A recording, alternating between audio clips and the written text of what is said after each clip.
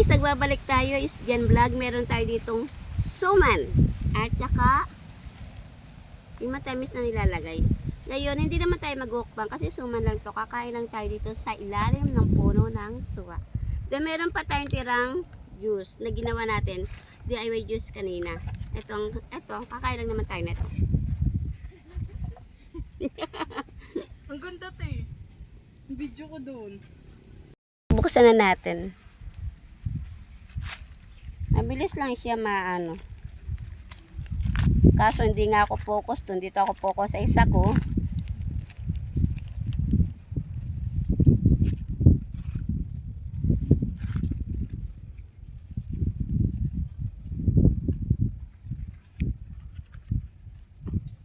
Dito lang natin siya ilalagay sa dahon ng saging. Kasi nasa bundok tayo, wala naman tayong pinggan dito, wala rin tayong kutsara. Ngayon kakamay lang natin siya.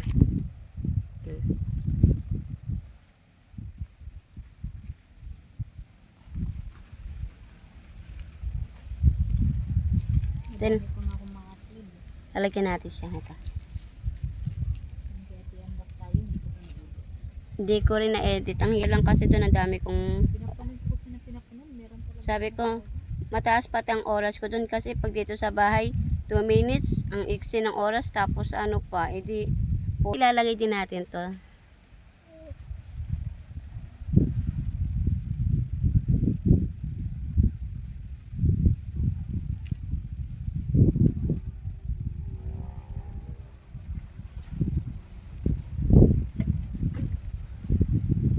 Guys, magugas lang tayo ng kamay. Kakamayin natin kasi wala naman tayong ditong kutsara sa bundok, wala rin tayong ano.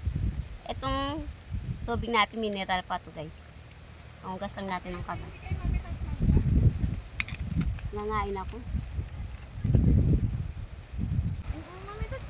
Kaya ngo.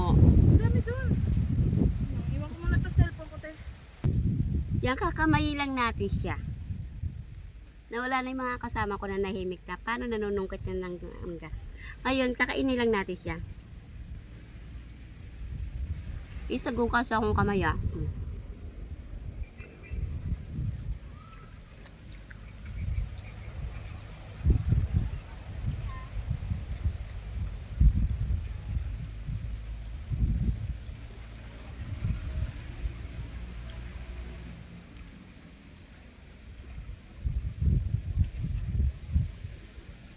Saan tayo pupunta? Katira kailan may binigyan.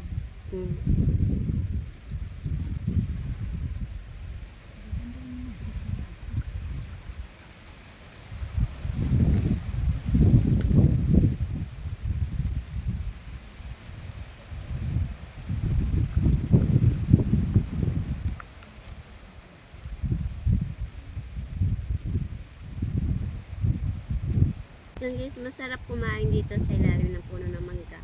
Ng puno ng suwa. Malakas ang hangin, kaya sobrang init, presko kasi sobrang lakas ang hangin. Masarap din tumambay at lalong masarap dito matulog.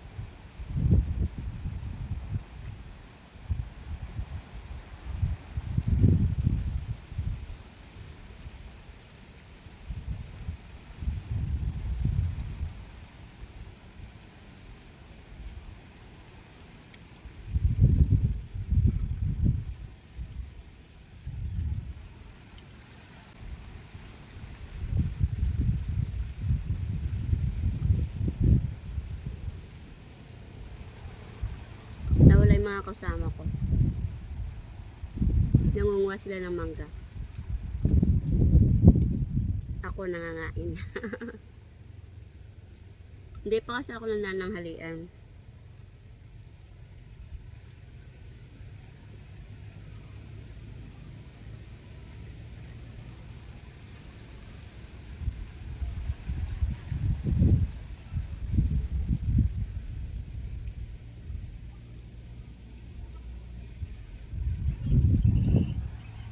Asim.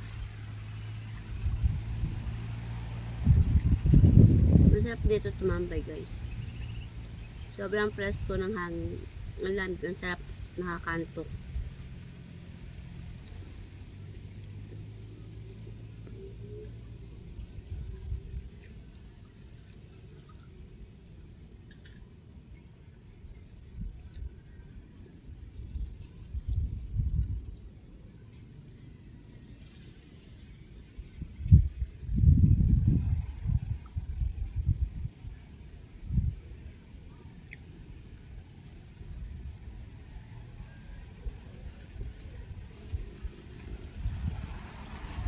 Halos malapit na ako matapos.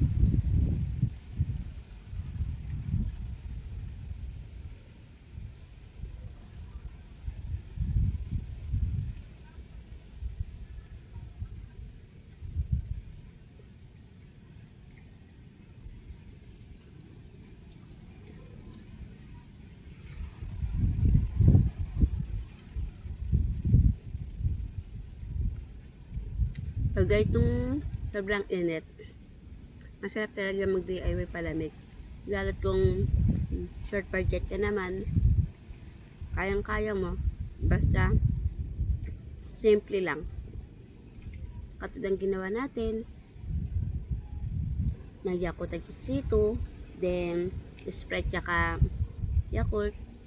Madali lang at kaya ng budget. Tapos, swak pa sa lasa. As in, masarap naman.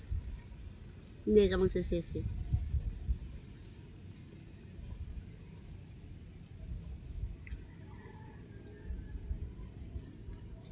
Yan, naubos na natin ang ating kinakain ngayon. May dala ko dito sito. Ito ang inumin natin. Hindi lang siya malamig.